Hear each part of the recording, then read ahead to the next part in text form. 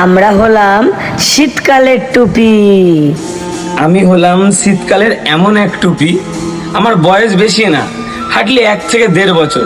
হ্যাঁ, আমি কিন্তু কান ঢাকি না ঠিকই, কিন্তু আমি শীতকালেরই টুপি। তো আমি হলাম শীতকালের ঝুলে থাকার টুপি। আমার ব্যবহার মানুষ প্রায় 3-4 বছর ধরে করে আসছে। আমাকে তো মানুষ প্রায় ভুলতেই চলেছে। আমার ব্যবহার 5-6 বছর আগে অনেক হতো, এখন খুব কমই দেখা যায়। আমি টুপি না ঠিকই, কিন্তু মানুষ আমাকে শীতকালেই ব্যবহার করে। আর আমার নাম হলো মাফলার। আগে অনেক দেখা যেত, এখন আমার ব্যবহার খুবই কম হয়ে পড়েছে।